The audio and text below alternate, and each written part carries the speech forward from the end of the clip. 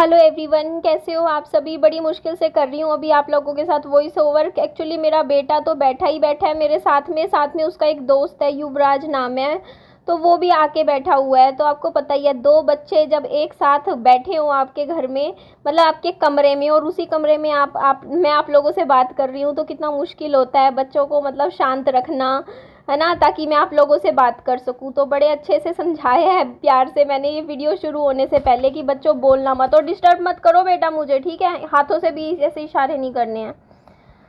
तो यहाँ पे देखो बारिश, तो अब पता है क्या, मेरे को लग रहा है मानसून जाने वाला है। बस अभी 10 दिन का, मेरे ख्याल से 10-15 दिन का रह गया है मानसून, क्योंकि अब ये जुलाई में ही होता है मानसून। तो अब अगस्त आ जाएगा, बस 2-4 दिन ही रह गए, है ना।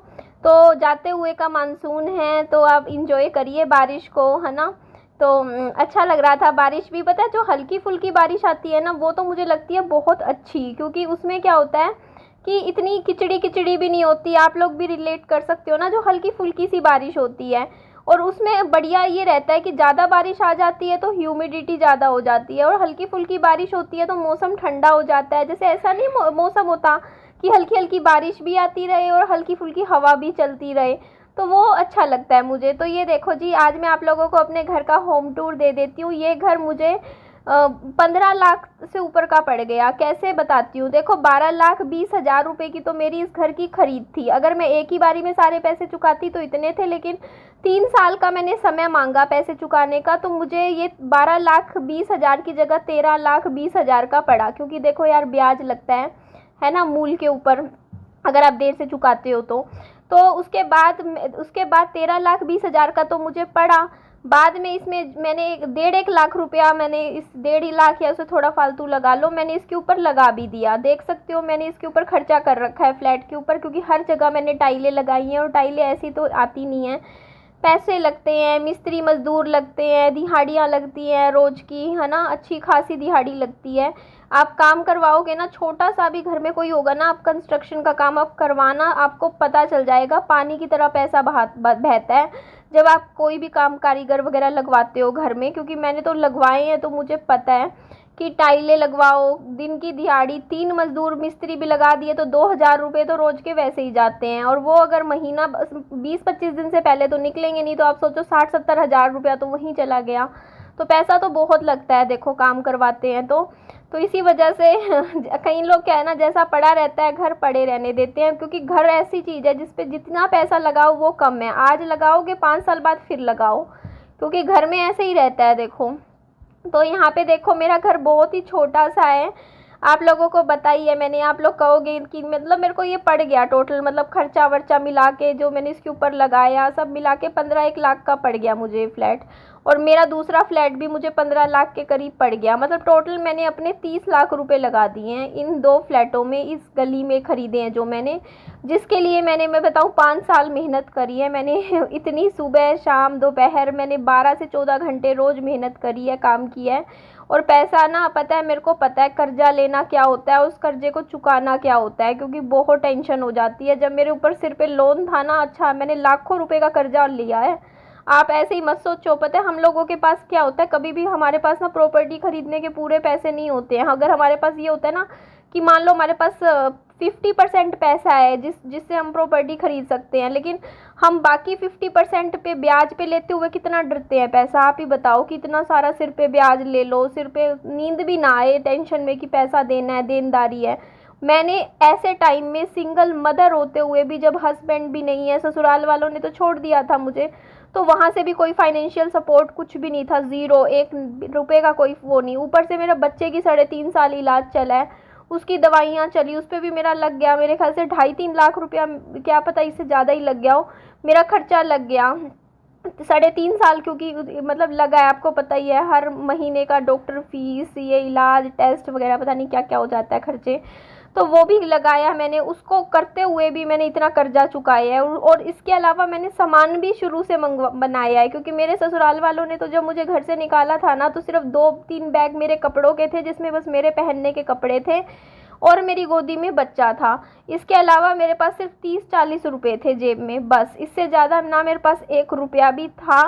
और वहाँ से देखो मैंने ज़ीरो से, कह सकते हो कि बिल्कुल ही ज़ीरो, जिसके पास तन पे पहनने के सिर्फ ये लगा लो कुछ कपड़े थे, बच्चे के कपड़े तक नहीं थे मेरे पास तो खरीदने के, ना मेरे पास पैसे थे। ऐसी सिचुएशन से मैंने सोचो यहाँ तक पहुँचना एक लड़की के लिए, वो भी सिंगल मदर होते हुए भी, जब बच्चा इतना छोटा हो। मैंने पता है मेरा बच्चा 6 महीने का था, मैंने काम शुरू कर दिया था, मतलब बहुत मेहनत करी, बहुत मतलब इस तरीके से। तो मैं वही बता रही हूँ कि 6 महीने के बच्चे के साथ मैंने काम शुरू कर दिया था और 45 दिन का बच्चा था जब पति गुजर गए थे। तो सोचो मेरे को टाइम भी नहीं मिला। एक होता है ना कि इंसान को बैठ के रोने का अच्छे से कि मेरी ज़िंदगी में क्या हो गया, मेरे पास वो टाइम भी मुझे नहीं मिला। मतलब क्योंकि यार सर के ऊपर ना, जब पता है ना एक जिम्मेदारी हो, बच्चा हो, ऊपर से रोजी रोटी नहीं, रहने का ठिकाना नहीं, कमाई नहीं, क्योंकि एक लड़की को आप लोग समझ सकते हो ना, मायके में गुजारा होता ना ससुराल में गुजारा होता। अगर पति गुजर गया तो ससुराल वाले छोड़ देते हैं, और मायके में किसके दिन कटे हैं ये बता दो, किस लड़की के दिन है, शादीशुदा औरतों के कहाँ मायके में दिन गुजरते हैं। अब ऐसे में तो पता है क्या होता है, बस खुद ही कमाना खुद खाना। तो मेरे को तो आज के टाइम में 10-10 रुपए की वैल्यू पता है। मेरे को पता है जब आपके पास पैसा होता है, आप कमाते हो है ना, मेहनत करते हो, चीज़ें कैसे आप खरीदते हो, कैसे आप 100-100 रुपये कमाते हो, मुझे 1-1 रुपये की कीमत पता है। इसीलिए आप कभी देखना, मैं ना मतलब कभी भी पैसे अगर मैं कमाती हूँ ना, मैं खर्च दूँगी, ऐसा नहीं कहती, मैं मेरे बच्चे पे भी खर्च दूँगी, मैं अपने ऊपर भी खर्च लूँगी, लेकिन मैं ना फालतू में, ऐसा नहीं है कि कहते हैं ना कि बेकदरी नहीं करती मैं। फिर भी आप लोग ये चीज़ देखो, मैंने हमेशा पैसा कमा के ना हमेशा घर पे लगाया है, घर का सामान लिया, घर में जैसे टीवी लिया, उस तरीके से छुट-पुट चीज़ें, कभी जाल लगवा लिया कैसे, लेकिन मैं फालतू की वो चीज़ें नहीं करती। आप देखोगे मैं 5 साल से घर में यहीं बैठी हूँ, आप लोगों ने मुझे ना 5 साल हो गए कहीं घूमते फिरते देखा। मैंने एक टाइम पे पैसे भी कमाए अच्छे, लेकिन कभी आपने देखा कि मैंने कोई टूर बना लिया और मैं कहीं 40-40, 50-50 हज़ार रुपये खर्च करके कहीं घूमने फिरने जा रही हूँ? क्योंकि यार ऐसे मतलब मैंने कभी ना घूमने फिरने पे या ऐसे कभी पैसे ख़राब नहीं करे। मेरे को ज़रूरत, हाँ देखो ज़रूर अच्छे से रही हूँ, खाया पिया अच्छा है, पहनना अच्छा है, लेकिन किसी का होता नहीं है कि आजकल जो ट्रेंड चल रहा है, मैं देखती हूँ कि लड़कियां ना क्या करती हैं, पैसे कमाती हैं और दूसरों को खिलाती हैं। वो चीज़ मैंने बहुत करी, लेकिन जिस दिन मेरे ससुराल वालों ने मुझे घर से लात मार के निकाल दिया ना, मतलब लात मारना ही हुआ जब निकाल दिया, तो उसके बाद मेरे को ऐसी अक्ल लगी। मैंने किसी बाहर के बंदे को, मैं ये चीज़ बोलती हूँ, मैंने आज तक 10 रुपये नहीं मतलब ऐसे बर्बाद करे कभी कहीं की। मतलब कई लड़कियाँ होती हैं ना जैसे प्यार व्यार के चक्कर में अंधी हो जाती हैं, और मतलब इस तरीके से बाद में नहीं किया मैंने पैसा बर्बाद।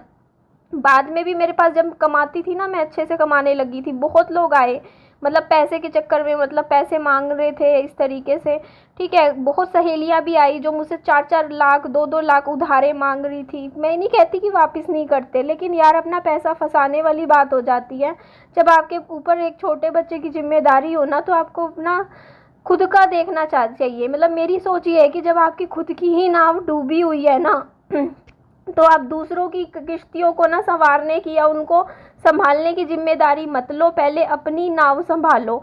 आप एयरप्लेन में भी जाते हैं तो सबसे पहले यही कहते हैं ना कि पहले अपना मास्क संभालो, अपनी मास्क को देखो ठीक से।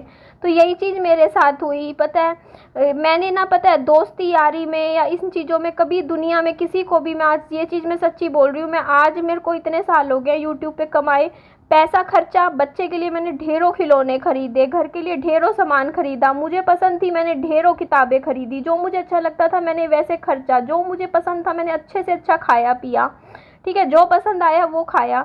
लेकिन मैंने ना फालतू में, जैसे कहते हैं ना कि पैसे का, बाहर के लोगों पे मैंने कभी पैसा नहीं लुटाया। जो कहते नहीं है कि लोग कई लोग बोलते हैं कि वो बंदा हमारा पैसा खा गया, वो बंदा हमारा पैसा खा गई, वो चीज़ मेरे साथ हुई थी सिर्फ ये लगा लो 28 साल की उम्र तक।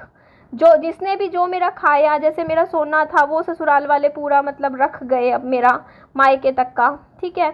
मेरा 2.5 साल मैंने नौकरी करी, मतलब पति शादी के बाद और शादी से पहले भी करी, तो जो भी कमाती रही वो ससुराल में मेरी सास के हाथ में पकड़ाती रही। तो वहाँ से मेरे को बहुत बड़ा, कहते हैं ना कि अक्ल उस वहाँ से लग गई मुझे, पीछे से मैं सीख गई सारा कुछ कि देखो यार आप ना, मेरे को एक चीज़ बताओ यार, आप लोग सच बताओ, मैंने 2.5 साल नौकरी करी, मैंने हर महीने में, ज़्यादा नहीं कहती, मैंने 20,000 तो कमाए है ना, किसी महीने 18,000, किसी महीने 20,000, पूरा का पूरा पैसा मैंने मेरी सास के हाथ में रख दिया शादी के टाइम, शादी से लेके 2.5 साल तक। तो मुझे ये बताओ, उस वहाँ से फिर आखिरी में जाके मेरा पति गुजर गया, उन्होंने मुझे घर से निकाल दिया। क्या उन लोगों ने मेरा जो मैंने मेहनत करके 2.5 साल नौकरी करी, 2.5 नहीं करी 2 साल करी होगी, 2 साल से 2-4 महीने कम, क्योंकि बीच में तो मैं शुरू में बीमार हो गई थी। तो जो मैंने नौकरी करके मेरा पैसा मैंने उनके हाथ में रखा, क्या उन लोगों ने मेरा पैसा मुझे वापस किया बाद में? तो वहाँ से मुझे सीख लग गई। अब मैंने मेरा अपना मायके का सोना था सारा उनके हाथ में पकड़ा दिया, उन लोगों ने बेच दिया।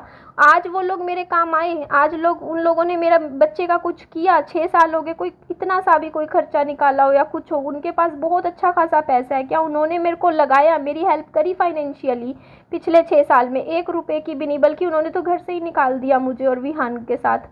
तो मैं वही चीज़ बता रही हूँ कि ना इस चीज़ से ना मेरे को ये कहते नहीं, एक ज़िंदगी ने एक थप्पड़ गाल पे मारा मुझे, वहाँ से सबक मिल गया मुझे कि कभी भी ना, मैं आप लड़कियों को भी सबको बोलूँगी, अपना पैसा कभी भी ना किसी और बंदे के हाथ में कभी भी मत पकड़ाओ। ये गलती जो मैंने अपनी ज़िंदगी में करी ना, अपनी चीज़ें, अपना पैसा, अपना गोल्ड, अपना सोना, अपना कमाई कभी भी दूसरे के हाथ में मत डालो। आप ये सोच के करते हो कि बड़े हैं, बुजुर्ग हैं, कल को यही, अब इवन अपने पति को के हाथ में भी मत रखो।